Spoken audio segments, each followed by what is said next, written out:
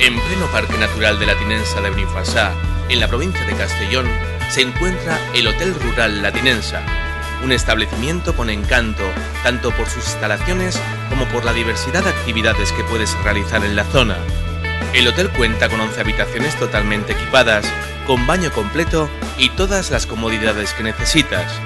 La Tinensa dispone de bar, cafetería y restaurante donde degustar la gastronomía tradicional de la comarca.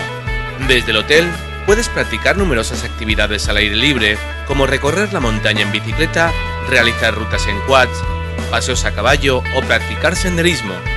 En la zona existe una infinidad de rutas senderistas aptas para todos los niveles, desde principiantes hasta expertos.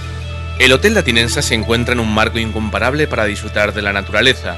Muy cerca se encuentra el pantano de Ulldecona, al norte de Fredes, donde disfrutar de su agua verde, transparente y rodeada de pinos. Además, en esta zona de Castellón predominan los municipios con historia y con numerosos lugares todavía por descubrir.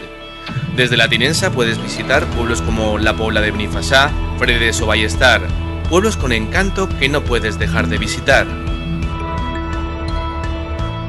En los macizos del Port de Tortosa-Beseit, muy cerca de La Tinensa, destaca su naturaleza virgen. Se trata de un verdadero paraíso con más de 800 kilómetros cuadrados, en el que encontrarás numerosas especies animales autóctonas como la capra hispánica, símbolo del macizo y de estas tierras.